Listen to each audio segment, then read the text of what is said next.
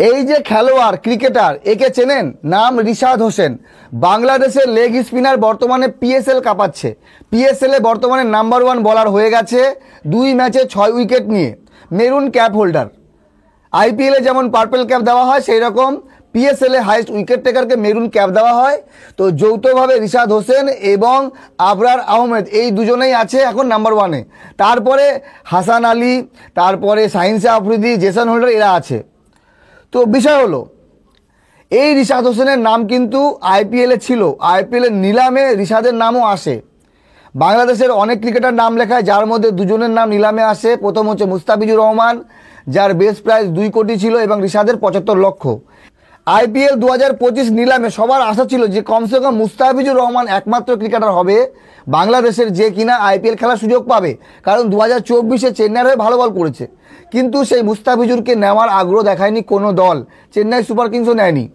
এইবার নাম আসে রিশাদ হোসেন। তো রিশাদ হোসেনকেও নেওয়ার জন্য কোনো দল আগ্রহ দেখায়নি, 75 লাখেও নেয়নি।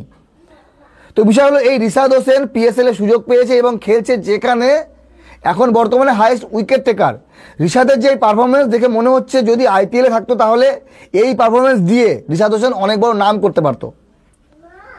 এইবার প্রশ্ন হলো, এই রিশাদ হোসেন কি আইপিএলে যদি কোনো দল নিয়েও নিত তাহলে কি প্রথম একাদশে জায়গা পেত? পিএসএলে প্রথম ম্যাচে জায়গা পায়নি, দ্বিতীয় এবং তৃতীয় ম্যাচে জায়গা পেয়েছে এবং করে দেখিয়েছে। রিশাদ হোসেনের কাজটা কি? রিশাদ হোসেন একজন লেগ স্পিনার এবং লোয়ার মিডিল অর্ডারে ভালো ব্যাট করতে পারে, বড় বড় শট মারতে পারে। তো এখনও পর্যন্ত রিশাদের ব্যাট আমরা দেখিনি, কারণ যেই সময় নামে সেই সময় রিশাদের 1 বল 3 বল এরকম খেলেছে 2 ম্যাচে, সুযোগ বেশি পায়নি। তবে বল হাতে সর্বোচ্চ দিয়েছে, 4 ওভার করে বল করেছে। প্রথম ম্যাচে 31 রান, 3 উইকেট, এবং দ্বিতীয় ম্যাচে গতকাল 26 রানে 3 উইকেট। তো রিশাদ হোসেনের এই পারফরমেন্স দেখে সবাই প্রশংসা করছে। আইপিএলে হাইয়েস্ট যদি বলা যায়, বর্তমানে 2025-এ নূর আহমেদকে নেওয়া হয়েছে নিলামে 10 কোটি দিয়ে, একজন আফগানিস্তানি স্পিনার। তো নূর আহমেদ বর্তমানে আইপিএলে purple cap holder, highest wicket নিয়েছে, পারফরমেন্স দিয়েছে। তো রিশাদের মতো একজন ক্রিকেটার, এত প্রতিভাবান ক্রিকেটার, যদি আইপিএলে সুযোগ পেত তাহলে কি সে পারফরমেন্স দিতে পারতো না? অবশ্যই দিত। আশা করি রিশাদ হোসেন নামটা এখন হয়তো বড় নেই, আগামীতে অনেক বড় নাম হবে, বাংলাদেশের জাতীয় স্তরে ভালো খেলবে, তখন হয়তো রিশাদের দিকে নজর যাবে আইপিএলের ফ্র্যাঞ্চাইজিগুলোর। ভালো প্লেয়ারের কদর সবাই করে, বাংলাদেশের অনেক ক্রিকেটার সুযোগ পেয়েছে, খেলেছে। তবে বিসিবির এনওসি সমস্যার জন্য অনেক সময় খেলা হয়নি অনেকের।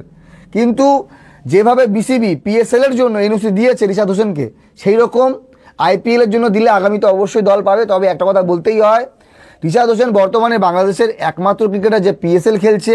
তবে রিশাদ হোসেনের এই যে ভালো পারফরমেন্স, এটাতে নজর গোটা দুনিয়ার গেছে। ক্রিকেট যারা ফলো করে তারা সবাই জেনে গেছে রিশাদ ভালো পারফরমেন্স দিচ্ছে। বিসিবি কি জানেনি? জেনেছে। তবে ভয় হচ্ছে, দেখা গেল জিম্বাবুয়ের এগেনস্টে প্রথম টেস্টে বাংলাদেশ খারাপ কিছু করলো, রিশাদ হোসেন ভালো করেই যাচ্ছে একের পর এক, দেখা গেল বিসিবি আবার রিশাদকে ডেকে নিল, চলে আসো, তোমাকে এখন জাতীয় দলের হয়ে খেলতে লাগবে, তাহলে কিন্তু সমস্যা হবে। বাকি আপনাদের মতামত জানাবেন। রিশাদ হোসেন নিঃসন্দেহে বাংলাদেশের ফিউচারে সুপারস্টার, ভালো ক্রিকেট খেলবে, বড় নাম হবে, এবং ভালো খেললে তার কদর সবাই করবে, এতটুকুই আশা করি। হয়তো আইপিএলে 2026-এ আমরা রিশাদকে দেখতে পাবো, যদি এরকম পারফরমেন্স দিতে থাকে। মতামত জানাবেন, ভালো থাকবেন সব।